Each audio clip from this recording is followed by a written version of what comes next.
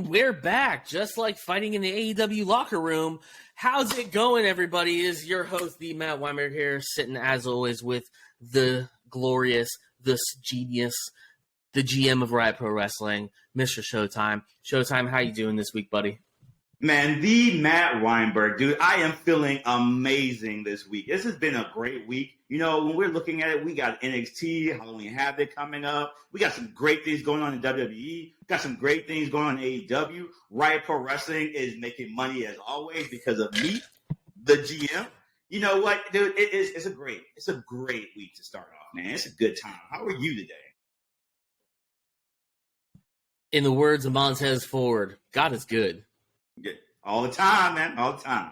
That's it. I've been feeling great lately. I feel the waves of change around me, which is good. I've been my life over the last couple of years has been chained down, and I feel like I'm starting to finally become the free flowing bird that I've always been meant to be, if you know what I mean.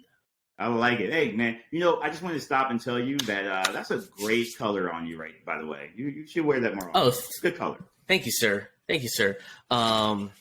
Yeah, I got this shirt on clearance, by the way, which is even better. Even better. I love cheap or free things. That's the way to go. Hey, baby, best thing in life is the free stuff. Facts. I mean, besides what we can't talk about on the internet, you know. Yes. Very true. So. First and foremost, ladies and gentlemen, I do want to apologize for the craziness in my schedule, and I haven't been able to properly upload. So I will take ownership of that, and I apologize for that, but we are getting back into this. We did record a Extreme Rules prediction show, had it ready to go, and then realized about 30 minutes into it that I lost Showtime's feed, and we can't find it. So might put out a little bonus episode of a half episode for you guys if we ever need it. But basically, just so you know, prediction-wise, Showtime was the winner of Extreme Rules. He is the holder of the It's Showtime Wrestling Podcast Championship belt for the time being. I'm not okay, but it's okay. He's the one that writes the checks, so he can win the first one. And with that being said, there is a lot of news that we need to catch up on. A lot of news that is happening right now. Tons of moving parts right now. So we got a list of topics. We're just going to run through them, see how long it's going to take us to get through, and we'll go from there. That's the play for the show. So as I opened up the show, just a little bit of an update on regarding the AEW backstage incidences. There has been no update on the CM Punk situation going further, Young Bucks, all that sort of stuff. But there was an incident and a fight between Sammy Guevara and Andrade El Idolo, 2 weeks ago now, or a week and a half ago. So what are your thoughts on that? This is now another bad light on AEW. I know we've been critical of them in the past about it, but what do you think? What's going on, and what advice can you give to Tony Khan on reeling all this in? I think the first thing to start with is Sammy. So, you know, I don't obviously know Sammy personally or know anything about him, but I do know that he's still pretty young and still learning and growing into who he is. I think that is something that, you know, we really need to sit down, if I was Tony, and have a really conversation with him and help him to grow and mature. Because I do see the future in Sammy. I do know that Sammy's going to be a big player for AEW as well, but you got to rein him in. You know, like, just from the stuff I've seen of Sammy, even when he does any of his interviews, things of that nature, he's kind of like an MJF in the fact that he's always in character. And I think that that's who he really is. Just obviously turned up by 10. And I think that is where you need to start with. Because here's the thing, guys. This is wrestling. This is professional wrestling. You get hit, you get hurt. It happens. I have been punched, slapped, kicked, all of that. It is not fun. It doesn't feel good. It's not supposed to be. You know, and if Sammy's complaining about somebody hitting him too hard, then he needs to toughen up, one. But two, he needs to understand how to handle things. And then on the Andrade part of it, for TK, look, I don't want to pay somebody who doesn't want to be there. So if Andrade doesn't want to be there, he wants to go back to WWE, you got to cut your losses. I know you can't do that for everybody. You need to set precedents that this is not the way to go. But at the same time, you don't want to waste money. Right now, Tony Khan has blown a lot of money, and I just don't see what he's getting back in return for it. Let Andrade leave. Start working on Sammy. Start mentoring him. Get him a mentor. I mean, whoever, Jericho, somebody that can really help him out. Mark Henry's back there. You got Paul Wright. You got so many people in the back. You got to start using these people, Tony. You got to. Otherwise, you're just going to fall apart. I agree. The only advice that I really thought about was just hire a HR team. Like, that's really it. Like, I mean, that's really it. And honestly, like, if you have people that don't want to be there, just like in any other job, get rid of them. Doors always open, and you can be petty, and you can be like, and you can say, hey, I'm not going to let you go to the competition and do that sort of stuff. But you're going to keep people there for 5 years, let's say, in some cases, with them unhappy and not wanting to do anything. That's not good business. So, and they're not even using him, though. That's the thing that gets me. They're not using him. So why would you hold him? That's some old WWE stuff. That's some Vince McMahon stuff. Yep. And TK, you're not supposed to be like Vince McMahon, man. No, 100% agreed with that. So, but going from Andrade, who is inside Charlotte, we're going to get inside Charlotte right now. There was talk about Charlotte Flair's return. She's on record as of a couple days ago, basically saying that when she does return, she wants Bianca Belair. She wants the Raw Women's Championship, which is exciting to hear. And then that was followed back up a little bit later from her husband, Andrade, basically saying, yes, she's been gone longer than she planned. There is a lot of personal stuff going on. She will let us know when she is ready to have that conversation. So all this is leading up to a monumental Charlotte Flair return. I'm excited. To me, there is no woman wrestler on the planet better than Charlotte. She has been missed dearly. And I'm excited. So, Showtime, what do you think about Charlotte returning and immediately going after the Raw Women's Championship against Bel Air? So I did some digging, and I was just looking through like Charlotte promos a couple of days ago, just kind of, listening to how she talks. And my God, this is the best woman wrestler I've ever seen, like by far. Like, just to be able to be as captivating as she is and what she does. She has a lot of her dad in her as well. But I am with you, Matt. I'm super excited to see her come back, along with, I hope, the Sashas and the Noemi come back too. But I'm super excited for her. I think that what Triple H and team, so I don't want to just say Triple H, but Triple H and team is doing with the women's wrestling is awesome right now. They are relevant.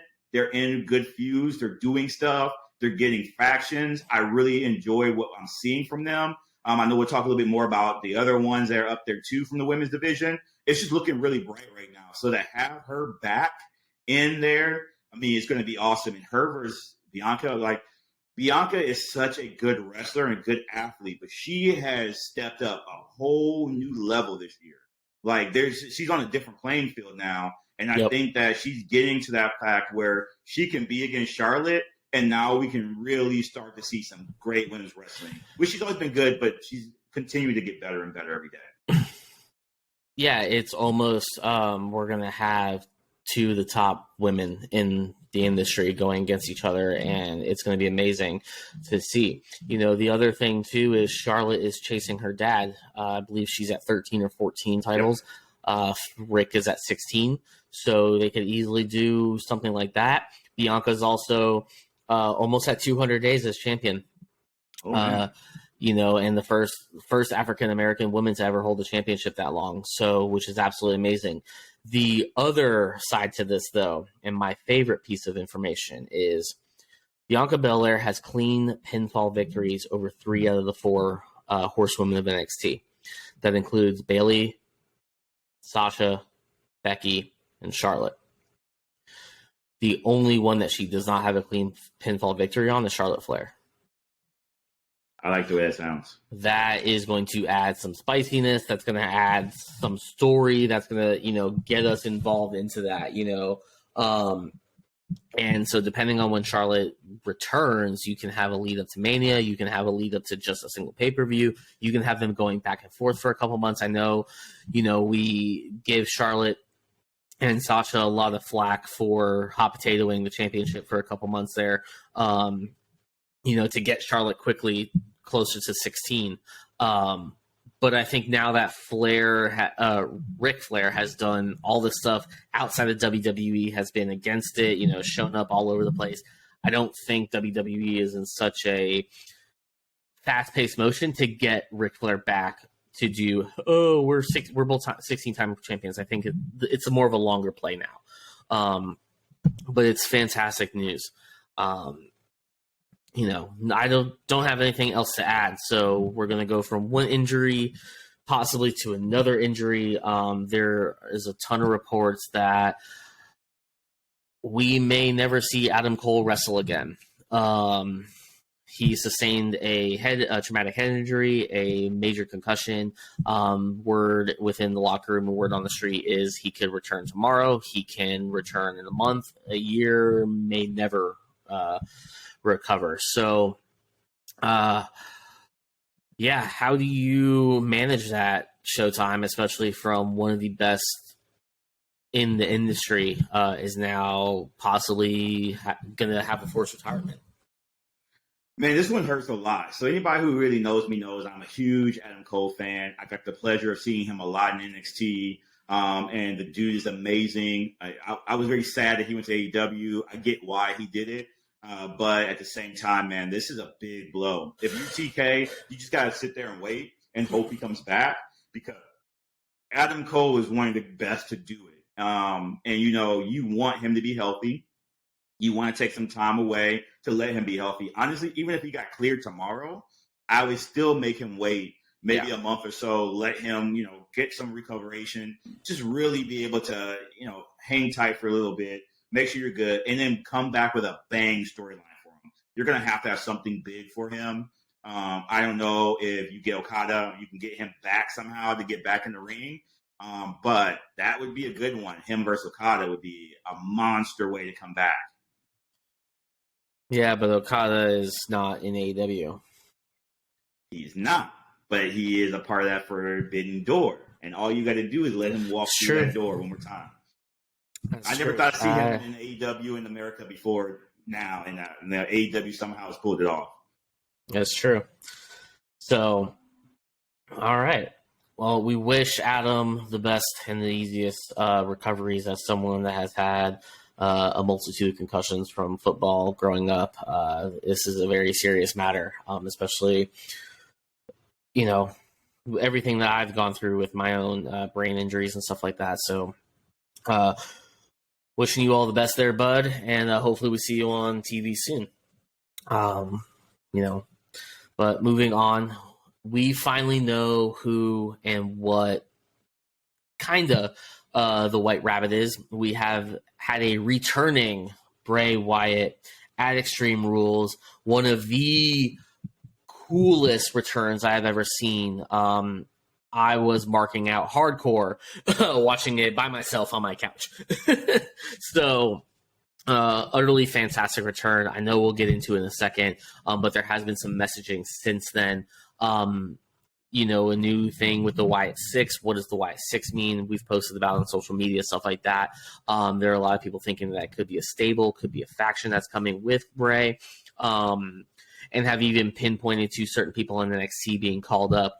The one thing that really stuck out to me is when they showed the quote-unquote Abby the Witch character, there was 2 championship belts behind her. Liv Morgan lost at Extreme Rules to Ronda Rousey, then proceeded to smile while being choked out. And then WWE television, YouTube, all that sort of stuff posted a video of Liv basically smiling and laughing in the dark. So we've seen almost a dark turn of Liv Morgan, which is absolutely fantastic, and I'm looking forward to it. but why is Bray Wyatt showcasing the women's title? What does that mean? Very interesting to see what's going to go on with that. Showtime, give me the breakdown. Hey man, I'm super excited. You know, I have never been a big Bray Wyatt fan as far as wrestling in ring, but I think he's a genius for everything else outside of it. So I'm really looking forward to what he's going to bring this time around. I really do. I'm going to maybe there's a few or some not that really are looking for, you know, Bray Wyatt to bring back the six or however many people are going to be in it and make a faction and really just run roughshod over WWE. I think that is the way to use him. That's the way to make sure he has everything he needs, but also to elevate a lot of other wrestlers. I know there's been talks about multiple different wrestlers out there that may be part of it.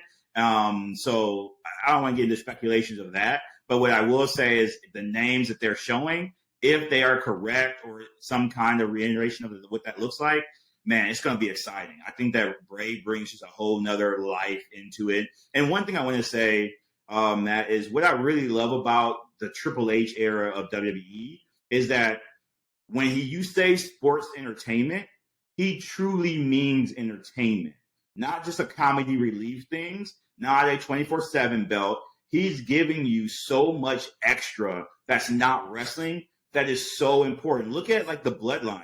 These guys talk for 15 minutes. We literally haven't seen the 24/7 title since Vince retired. Thank God. I don't ever want to see it back. You know, but you think about the Bloodline. I think Dana Brooke is the 24/7 champion right now. Well, you know, at some live show, one of the referees got it. I don't know. It was all over the place. But so I know they are doing some of that at the live show still. But I mean, just look at some of the big things that are out there right now. There's segments that have nothing to do with wrestling. And I think that's really big, especially for the fact when you look at a Raw of 3 hours, that is the big show you have to figure out. So I'm hoping that, you know, Raw continues to get better over time by having more segments like this that are not wrestling that keeps people glued to the TV. So I'm all for it. I'm all for it, Bray Wyatt. No, for sure. The wrestling world has definitely missed Bray for sure. It's definitely going to be a very interesting time to see what's going to happen. Personally, though, I don't believe it's going to be a stable as of right now. I believe that if you look at Bray Wyatt's career, he's had 5 iterations of Bray Wyatt. This return is the 6th, and I think that's what they mean by the Wyatt 6. But we'll see, because also during the promo that he had on SmackDown, he was Bray. Whether you want to believe that or not, I believe that he was Bray, but he was interrupted by the quote-unquote White Rabbit, it looks like. So it's going to be very interesting to see if he pulls off this Jekyll and Hyde situation, which I have been wanting for years for him to do. I think Bray is an absolute genius when it comes to ring psychology and entertainment, but also in the sense that Wyndham, the person, has an amazing story as well. And I think if we can bridge that gap between who the person is and who the character is, and then have an alternate reality of that, I think that's where we're really going to see something special. You can almost do a Mankind, Dude Love, Cactus Jack sort of deal. And I think that's something that would be really cool to see. Yeah, that's for sure. I'm super pumped for where WWE is right now, man. It's just, it seems to be doing really well, and it just keeps me entertained. Like, I'm always now tuning in to figure out what's going to happen next, where it's been years since I felt that way about the product. Yeah. So, going from one return of Bray Wyatt to another return, we saw Carl Anderson and Luke Gallows, the club, returning to aid AJ Styles in him against Finn Balor in the Judgment Day. I'm stoked. I love me some Gallows and Anderson. I love the original club. AJ, Finn, and what they did in New Japan got me back into wrestling. And I've been an AJ Styles fan since before the TNA days. So I love to see this. I love what they're doing with it.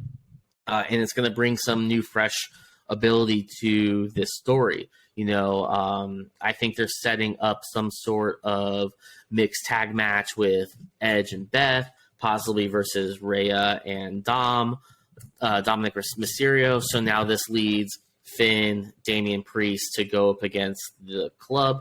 But also in that sense, you do have the ability to add them all in together and add maybe one or two more people to the Judgment Day. And now you have a Survivor Series match, you have a War Games match, you have that sort of situation happening.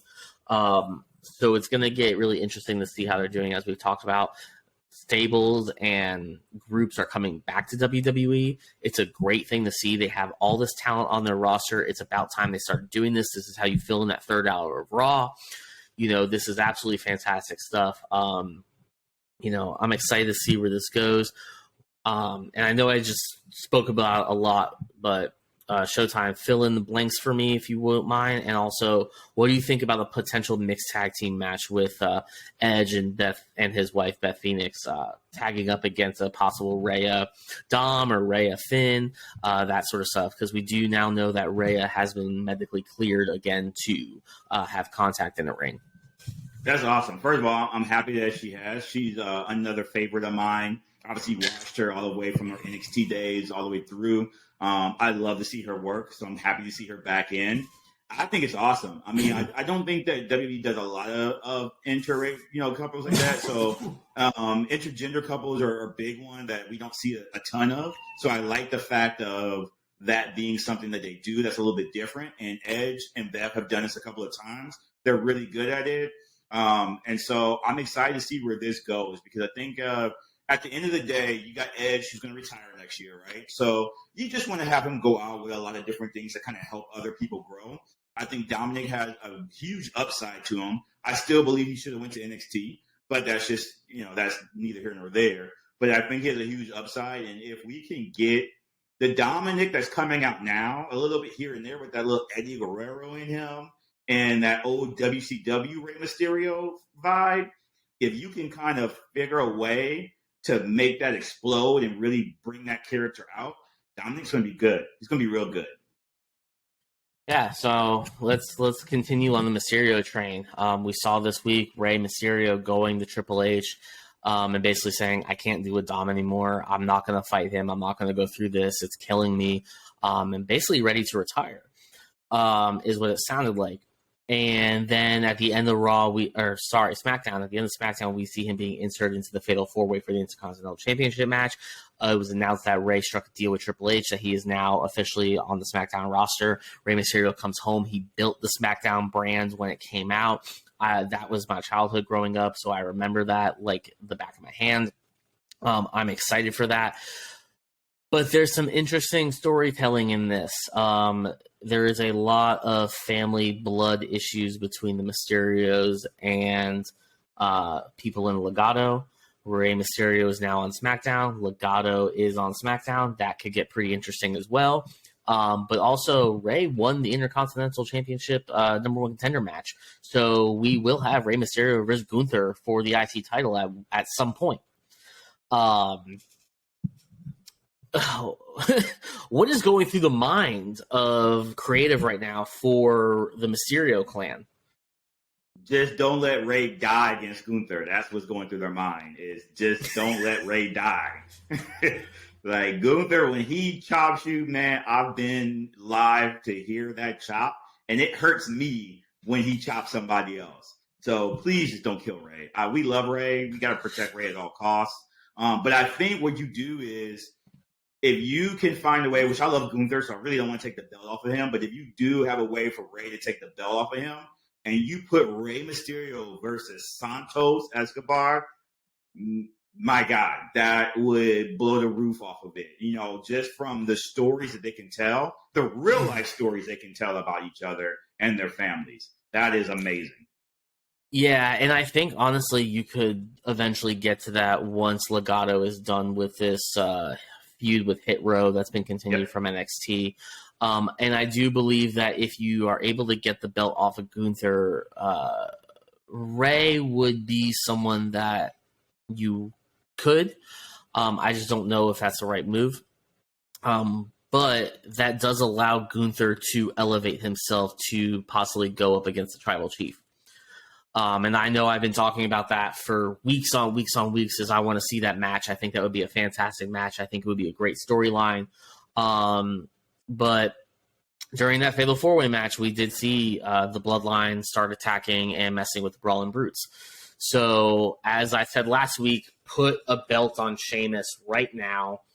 I don't think he's going to take the Undisputed Heavyweight Championship, but having Sheamus against Roman or the Brawling Brutes versus the Bloodline is going to be amazing. The Bloodline as a heel group is insanely over. Sheamus, the Brawling Brutes as a face are extremely over.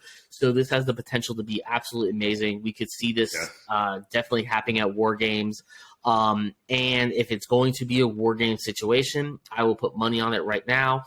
Possibly Drew McIntyre joining that fight, even though McIntyre and Karrion Kross looks like it's going to be continued. But I can definitely see this happening, and this gives me all the tingles. I do want to say, dear Dad, Triple H, thank you for listening. And like I said, my DMs are always open. My phone's always open. I'll find the bug that you put in my house to listen to my microphone eventually. But I'm excited for this. I can see your lips are puckered and ready to just bust out all this glorious information, Showtime. So the floor is yours. Hey, man, no, I loved everything you said, man. I agree 1,000% with it. I was literally just thinking, you add Drew to it, and you said it. You add Drew to this, you put this as a War Games. Man, it's crazy. Because I think with Survivor Series / War Games, whatever you want to call it, I think this is a show where you get away from a one-on-one, and you just do 2 Survivor Series matches, 2 War Game matches, and maybe throw in something else extra in there. But other than that, you leave it to that. So you get away from any other storylines you have. And I think this is what Triple H normally likes to do, especially on the NXT side. This is kind of how he built the NXT War Games as well. He starts having people attack each other. Then you kind of go into that fact of saying War Games. Unfortunately, the only thing we're missing now is William Regal to be out there to scream War Games. I think we should allow him to come back every year. You definitely have to bring him back for that. Especially if you're going to have a UK sort of stable in a match. You can definitely have William Regal come out in support of Sheamus and the Brawling Brutes. I think that would be absolutely phenomenal. I think people would mark out for that. And can I just say with William Regal, dude, you're phenomenal, but also I got to see your son wrestle, and your son is a beast. So this is something, stay tuned. This man is going to be, we'll talk a little bit about him at some other time, but he's going to be a problem in WWE. He's going to be a problem. And he looks like his dad, wrestles as mean as his dad, too. Duly noted, making a point to remember that one. So let's step away from all the WWE talk for a second. Lots of rumors, lots of stuff happening around Bobby Fish. There was not really the nicest and the easiest breakaway from AEW, but since then he has shown up at Impact. He apparently has an MMA fight scheduled, and as of this week was spotted behind the scenes at NXT and at NXT live events. So what's going on with Bobby Fish there, Showtime? Hey, man, Bobby Fish, much respect for you. He was the one trying to get the boys back together when Triple H had the call. Unfortunately that, some of the boys are acting the way they are. It is what it is. But, Bobby Fish is a great person to have, especially to have in your backstage. You start putting in a lot of these guys, which Tony Khan, if you're listening to me, this is for you. When you have veterans and people who know the game and been around for a very long time, and you have them in your roster, you utilize them to grow your roster better, to be the mentors for the younger people coming in. Sammy. So if you do that the right way, this is how you continue to grow and be better. And I think this is what Triple H, and I'll even give it, big ups to Shawn Michaels. That's always at NXT as well, obviously running NXT. You're putting the right people in there and in place to help these young athletes get better. And this is going to prove out. I mean, Bobby Fish is a great tag team person, obviously, as well as been in MMA for a while as well. So you have a good guy to be by your side, man. And I'm super excited, and I hope that he gets something in NXT, some backstage segment, somewhere you fit him in, even to just train, whatever you can do. I think that's going to be really good for NXT, because those some great women and men down in NXT, and give them a year or two, and I think you'll see the next future stars out there. Cool. Next thing, what are your thoughts on, we saw a little bit of a tease here, Omos versus Strowman in the monster match. Rumor is that it's been penciled in for Crown Jewel. I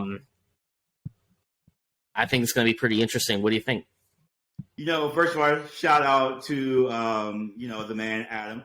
Awesome dude, really amazing guy as well. So yep. Braun, as you guys know him, met him a couple of times, got some pictures with him. He makes me look super small and tiny.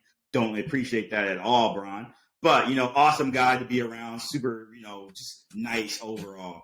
I don't know how I feel about this match, to be honest with you, Matt Weinberg. Like, it's two big guys in there, and I love Braun, think he's awesome. But Omos, we still got a lot to work on with him, especially with his ring psychology. There's a lot to still develop. I guess you put Braun in there, what better person to put against him, right? Who just do some crazy stuff, doesn't care about his health or anything anyway.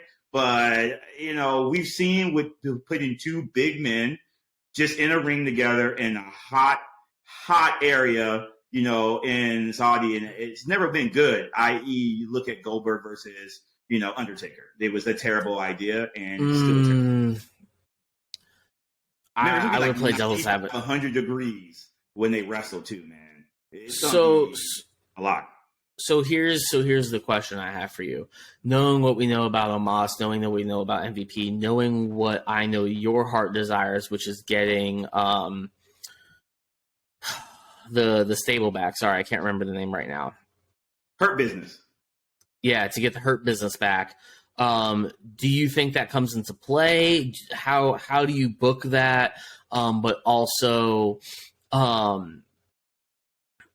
or is it just, do you think, just to set up Omos as a monster, have Braun help him get over a little bit more with MVP's help, just so Braun can go and be a part of whatever Bray is doing? I think you have to. I think what you do with this one to make it worthwhile, because I just don't see this match going very well. Nothing against the two individuals. I just think it's a clash. I think you have to go that route where if Braun is going to be a part of Bray, I think that you book it where Omos is out there, obviously as MVP, and then, they're going back and forth. He can't put Braun away. So then you bring out the Hurt Business. Now you kind of put that back together, minus Bobby, right? And so now you have them messing with Braun, that kind of thing. And then out at the end, you bring out Bray Wyatt. And you can even kill it while the lights go off and then he disappears. You could do a lot of different things with it just to make this match more entertaining than I think it will be, especially, again, like I said, people have to understand, man, when you're in a ring, I don't know what this, what it's going to be like this time around. But again, it should be super hot there and stuff. And when you got big guys like that, you really want to protect them, and you want to make a good, entertaining match out of them. And I think that's how you do it. You now enter one person into Bray Wyatt if that's the route they're going. You don't have to have Bray Wyatt get involved. Just pop out. That gives you that more lure of what, is going to happen. So now I'm tuned in to see now what's next. And then with Omos, you bring in the Hurt Business. And this is the way you start to bring Omos up the ladder, is by having the Hurt Business, kind of like the Bloodline does, of helping him win matches, that kind of stuff. And this gives you time to hopefully get Omos better along the way as well with it, because he still has a ways to go. He's still very, very green. Yeah. Oh, I got nothing to add. So, got a couple more topics for you guys, a couple more news stories, and then we'll be closing this guy out. So, We have promos, amazing promos of the Viking Raiders. And if you've paid attention to them, it is a woman's voice talking throughout it. And that woman seems to be a returning Sarah Logan. Very excited for that. Very excited for more stables, like I said, in WWE. Very excited for what's going to happen in terms of tag team division and stuff like that. I'm all for the Viking Raiders. I think they're badass, and I'm excited to see that come to fruition. So, what are your thoughts there, Showtime? I'm the same, man. You know, like I've always liked the Viking Raiders before they got into WWE. I thought they were awesome. I've seen them in NXT as well. Great tag team. I don't think they get enough credit for how good they are, but on top of that, how athletic they are for big men as well. And now you're bringing in a female with them, and obviously Sarah Logan's the perfect one to fit in with the Viking Raiders. When you look at the Viking side of it, it has some MMA background to her as well. It's gonna be good. Isn't she also married to one of them? She is married. No, I think to Ivar. You are right. Or to yeah, Eric. Yeah, you are right. I Chris sworn she was married to somebody else. No, you're right. So that makes it even. Oh, it's a good one, man. That makes it even better. I think who you're talking about is Sarah Lee, and R.I.P. Rest in peace to her. Unfortunately, she actually had passed away last week. Yes. Because she's the last winner of Tough Enough.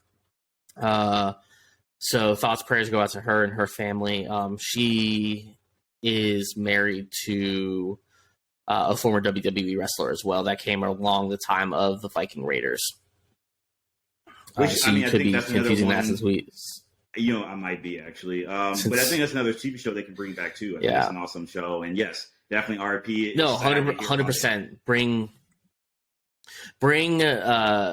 Toughen Up back. Bring back that NXT show from like way back in the day that they had on WWE Network. That was like inside NXT. That was really cool. WWE's got an opportunity to do a lot of different stuff now with all the talent that they have. And I think it's going to be interesting to see what they have. But looking forward to the Viking Raiders, Sarah Logan returning. And another rumored return is Baron Corbin. He's been gone for a little bit, and the rumor is coming that he is not returning alone. He is returning with Hall of Famer JBL as his manager. I have nothing to say about this, so I want the expert opinion. Showtime, what do you think about a possible Baron Corbin coming back with JBL as a handler? This is the first I've actually heard of this, so I'm excited. Baron Corbin is one of those guys that I've never really liked his in-ring work. I think he has some good things to him, but more importantly, he has always made me hate him. And I respect anybody who brings a character that makes me hate them because of their character. So I think with JBL next to him, man, that is going to be good. That's going to be real good because I think Baron Corbin is very close to figuring out who he is. I mean, his in-ring style, I think he still needs some work, but not that it's bad work. I just felt like the way his in-ring psychology, again, I think needs some work. So I think with JBL next to him, that's going to help him a lot. He has a good upside to him as well. And he keeps coming back as something new, and he keeps making me hate him even more. So I don't know what that is about him. Like every time he comes back as somebody else, I hate him more. So that's a good talent. I mean, Corbin just has a punchable face. He does.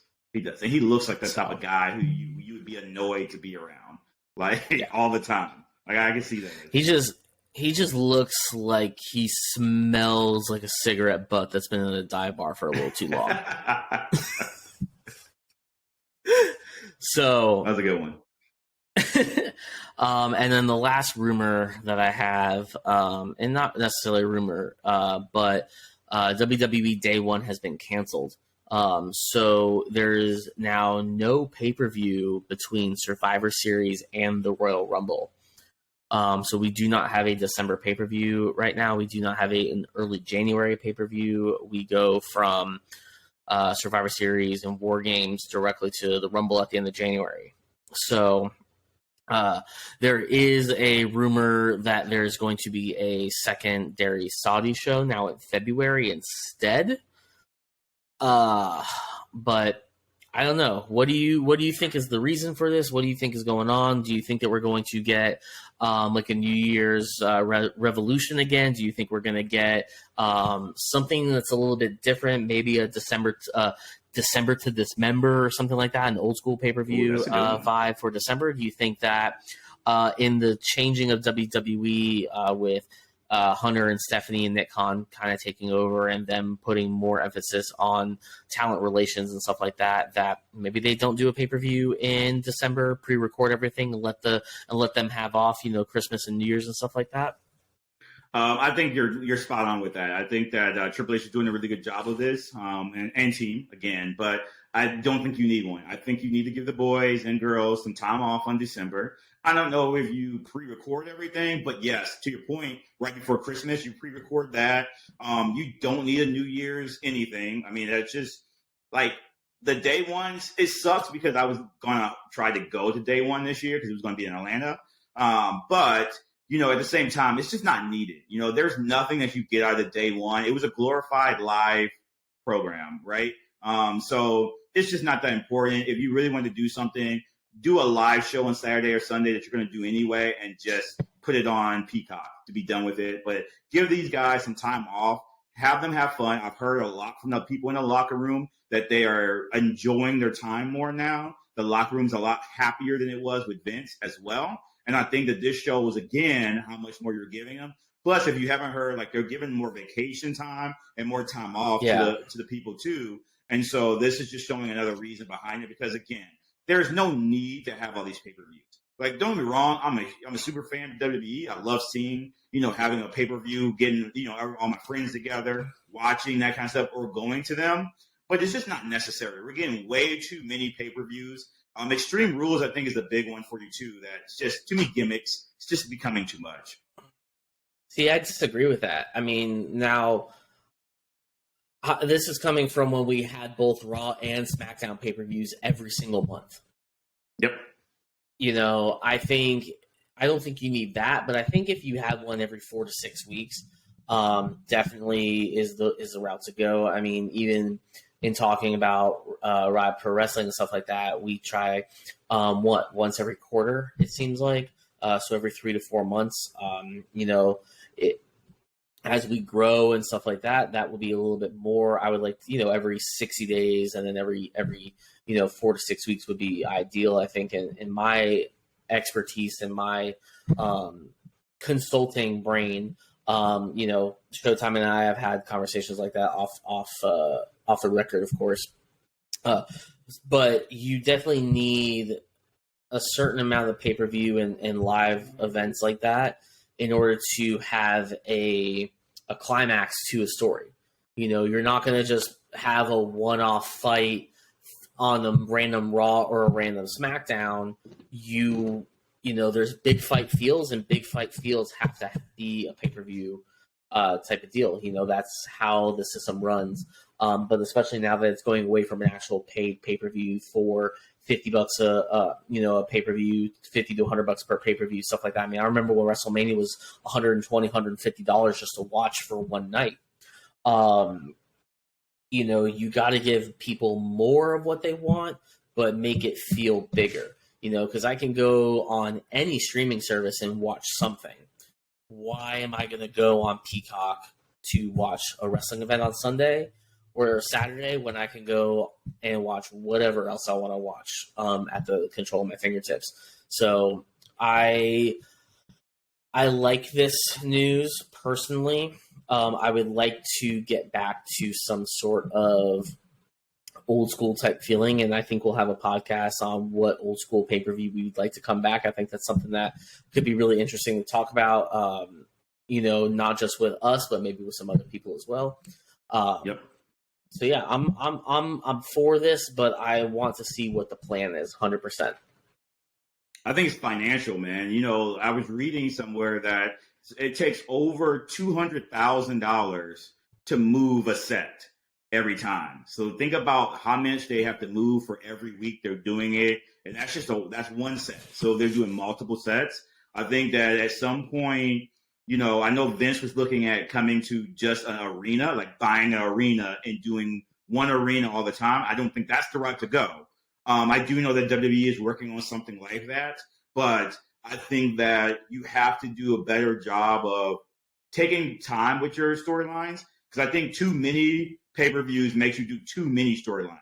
Like the two Saudi events should never be about storylines. They should just be big matches, big feel, because you're getting paid a lot of money. Obviously, the Prince or King's telling you what to do anyway, so you make those be big ones, and then maybe you do 5 other pay-per-views that are big, the big fill, right? So you obviously got the WrestleManias, you got the SummerSlams, you got Royal Rumble, and then now that they're making Survivor Series War Games, now you got Survivor Series War Games, and then you throw a 5th one in there, something else. I'm a fan of Armageddon personally, but you throw something else in there, and then now you have the 2 Saudi shows. You have 7 shows to really book for, which your WrestleMania, your SummerSlams are going to be the big ones, right?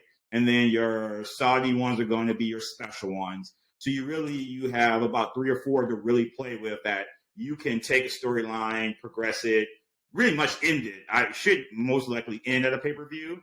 The way they're going now, because they have so many, I feel like we start a storyline, we get one match, and then because it's not really done yet, we really haven't got there. So now we're going to a second pay-per-view to do it, but we're not really ready to close it out. So then we go to a third one now to finish it off. And I think that is where my mind goes. But if they can get good storylines, then it doesn't matter.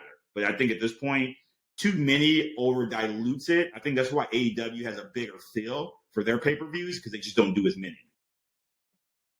Plus, you're not getting paid. I mean, at this point, you've already got your Peacock stuff in. It's not like you're getting paid, except for overseas. You can pay for like a WWE event. Other than that, I mean, they can't be making that much money. Yeah, I think essentially we'll see more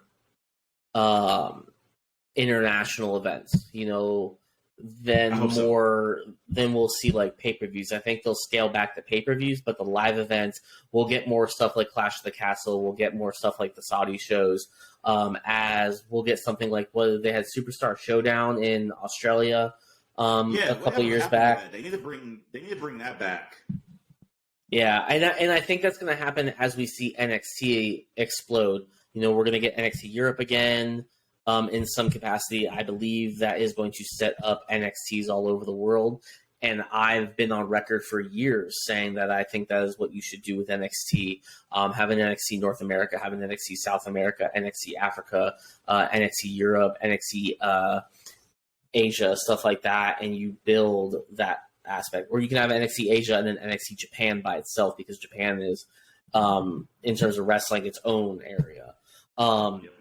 That's how you bring WWE back to the rest of the world, and not do like a territory sort of way, because that doesn't make any sense, because Vince killed the territory. So why would you now bring it back? So I fully agree with this. I'm in it. I like the direction, but like I said, I just want to know the plan, because I'm as a business person, I'm intrigued. Yep, me too. So. Next year's going to be looking at a lot With different that, Triple H. Oh yeah, I mean, now 100%, I agree that what we're seeing now is just barely the tip of the iceberg. I think that we're still working through a lot of the leftover Vince storylines and storytellings and stuff like that, and that regime. I do believe that we will probably see a little bit more of a change once the first of the year happens, once the Rumble happens, when we have the next WWE draft. I think that will change that as well.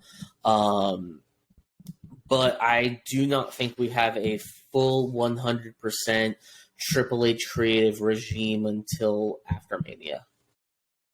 Yeah, I agree. I think Mania is going to be crazy, though. I think that he's going to pull out some great stops for Mania. as well. So I'm just excited for what WB is going to look like next year. Well, I mean, if you're thinking about it right now, I mean, let's go on a tangent here. If you think about it right now, Mania is shaping up right now.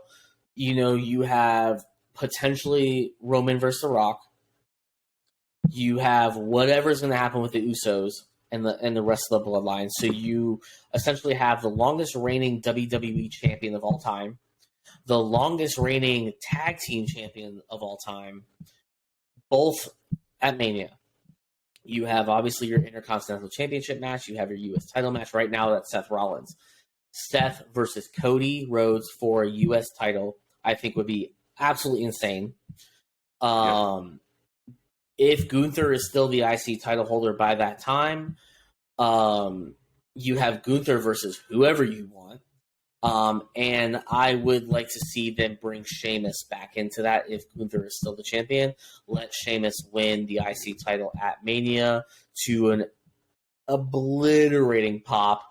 And I think then he would be a Grand Slam champion for the first time, so that would allow him to gracefully ride off into the sunset, if you will, which I don't think is going to happen this year. I think Sheamus is near the top of his game. We're seeing a Sheamus of old, like Sheamus versus John Cena, with that spinner title from back in the 2000s. So you can have. I just say that? Can I have another Gunther versus Tyler Bate match? I mean, for me, or Dragunov, or a three-way. It doesn't matter. No, yeah, I mean that would be amazing. We'll for sure see all that come into fruition, and all that. But I'm just strictly talking potential manias right now. You have Bianca Belair versus Charlotte Flair. You have. I don't even know who to put in. Nah, it's already been. I've already seen it at Mania. True. I think that's where they're going next. Ronda, I don't think Ronda has the belt for Mania. You don't think so? I don't think Ronda keeps the belt till Mania. If you have a returning Naomi, if you have a returning Sasha at any given point, if you have hell, I mean, with Legado now in play and Hit Row now in play and all this sort of stuff, you could have Zelina Vega win for Legado. You could have whatever's happening with Wyatt, the Wyatt 6. You could have that happen. You can have, we've been talking about it for weeks, Naomi and Tamina joining the bloodline to win both the Raw and Women's SmackDown titles plus the Women's Tag Team titles. You could have essentially a bloodline-owned WrestleMania. Solo could have the IC or the U.S. title. Sammy could have the IC or the U.S. title. I think that would be insane. It would be like DX or NWO back in the day. But I do think that is the end of the bloodline in the sense of what we see right now. I believe that all those titles will be lost to allow them to, as Roman put, beat everyone's ass and go home. Yes. You have that potential. We know we're going to get probably some sort of ladder match. We know we're going to get some sort of gimmick matches. Now, this is going back onto what I wanted to talk about. You have Lesnar versus Lashley right now. You have the blueprint for what I was talking about last episode of bringing legitimacy to WWE through MMA. We could see an MMA fight at WrestleMania. I could see a Daniel Cormier versus Lesnar, or a Daniel Cormier versus Lashley, or Matt Riddle, or something like that, or even, God forbid if that happens, Ken Shamrock. I do not want to see that, though. But Shamrock has been vocal about all the MMA, WWE stuff that's been happening in recent weeks. So you have a potential for a monumental WrestleMania, just in the championship aspects. let alone all the other storylines that are going to happen. You might need 2 or 3 days for this. If hopefully we get some sort of stuff like they had in the COVID Mania, where we had, the Fiend versus John Cena in that stellar promotional match or filmed match. We had AJ Styles versus Undertaker in that filmed match. If we get stuff like that, I think it's going to be a game changer. But going and stopping that topic because I went off on a tangent, I needed to speak my piece for a moment, if you will, as I do normally. But again, I'd like to say, Triple H, my DMs are open, my phone is open, my door is always open. I know that I talked about the Lesnar-Lashley MMA legitimacy last week, and I think you're running with that plan. So, Showtime, am I a genius or am I a genius? Yeah, I think so. I think you are a genius. The only thing I would say is, how do you get to Roman Reigns and The Rock for WrestleMania? So do you have him lose both titles? You keep both titles? You get rid of one title? How does that go? Because you got to figure that out beforehand. If he keeps a title, we know he's not winning. So that just kind of defeats the purpose, except for it just be a dream match. I don't think Roman loses till Mania. I don't think so either. And I think here's the thing. I think you could have. Here's the thing. I know I started doing another. I'm gonna say.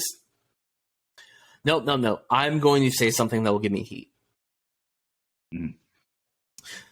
Roman Reigns versus The Rock is not for the titles at Mania. It is for the head of the table status of the bloodline. And you let Roman keep that title through Mania. And basically, he doesn't ever lose the title. He gives the title up.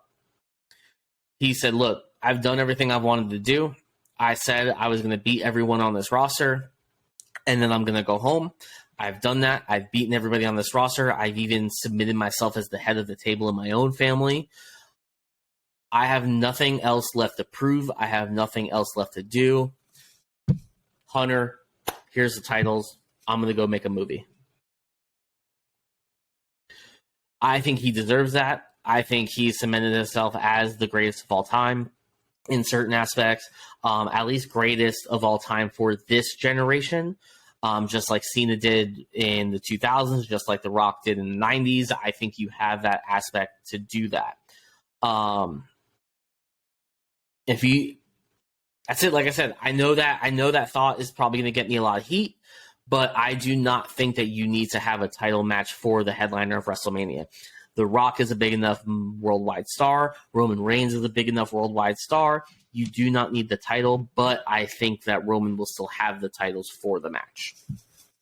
I agree. I think the match is bigger than the titles. I think you have enough people to make this a star-studded. You obviously have Logan Paul still. That's going to be around at some point. Maybe Bad Bunny comes back again to win. Pat McAfee will be back by that time because college football will be over. So, you got a lot of big stars to come in. Obviously, Brock Lesnar is back, which nobody knew if he was going to come back after the Vince thing as well. Yeah. You'll have Cody Rhodes, man. You'll have everybody, hopefully, God willing, comes healthy. And I'm also praying that Big E comes back as well next year by WrestleMania. I know that's a tough one, man, but that would be a good one too, especially, one of my happy, Hawkeye fans. So, I really hope that he comes back too, because that would be a good one. Yeah, I mean, you definitely have the potential for nothing but amazingness with this creative team at the helm. It's going to be interesting to see what happens,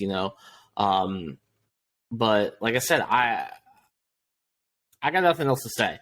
So that wraps up the week, the 2 weeks, let's say. Like I said, I've been gone mentally, apparently, for the last 2 weeks. So that is the updates on all the news stories that we have, our thoughts, stuff like that. But I did want to give you guys an opportunity for Showtime to give an update on Riot Pro Wrestling, in a sense. And before we get into that, I do just want to give a huge shout out from me and everyone involved in this podcast. Just a big shout out to our friend Chico Adams. The dude has been putting in work all over the place. We see you, we respect you, we congratulate you. Chico for the last 3 weeks has been on Raw, SmackDown, and NXT, I think. And just super proud of him and all that he's accomplished. He is he currently Riot Pro Wrestling champion? He is. So current Riot Pro Wrestling champion on WWE TV. Like I said, just as a person, keep going, Chico. We support you. But as someone that knows you personally, man, just proud of you. Keep on doing what you're doing. The work is starting to show off. And from us to you, proud of you, man.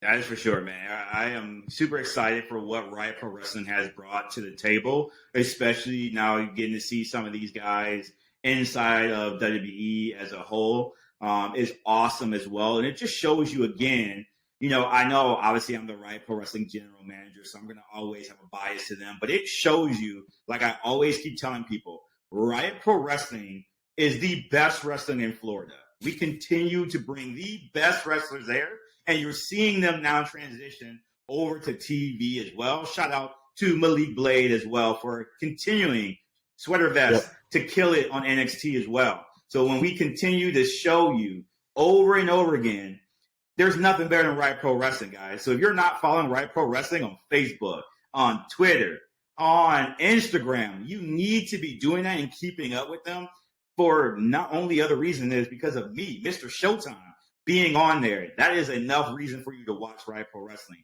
But continue. If you're in Florida, you are not doing it right if you're a wrestling fan, if you have not been to a Riot Pro Wrestling event. We put on spectacular events. We bring you some of the best wrestling you're going to find in Florida. And as we've proven, now we're bringing you some of the best wrestlers as well that are going all over the place after the fact. We've had multiple people that are on AEW and NXT and WWE. So it's not just Chico and Malik, but these are the two that we're going to say a lot right now, especially Chico. Hey, man, I've seen you put in a lot of work at the Heart Dungeon as well. Thank you to Natty as well, and you guys for just being there as well, and TJ. You guys are doing awesome stuff. We've had some of their boys into Riot Pro Wrestling as well. Awesome wrestling school for you. There's just so much going on when it comes to Riot Pro Wrestling and what we try to bring. We bring you storylines. We bring you wrestling. We bring you entertainment as well. And that's just something that a lot of indie promotions are not doing right now. So again, if I can tell you anything, y'all know what time it is. It's Riot Pro Wrestling Showtime. Like I put Riot Pro Wrestling and Showtime in there together, right? You like that? It's a good one. You thought I was just going to say Showtime. See? Riot Pro Wrestling Showtime. Ladies and gentlemen, sometimes, unbeknownst to himself, Showtime can be a complete stooge. Gotta love yourself, man. Gotta love yourself. Hey, man, if you don't love yourself, ain't nobody gonna love you. I'll tell you that right now.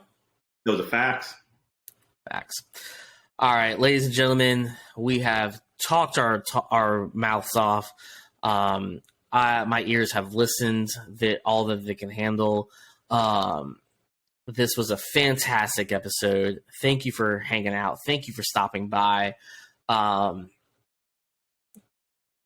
know what? Have a great week. See you next week. Peace. And just remember, Booyah Club forever.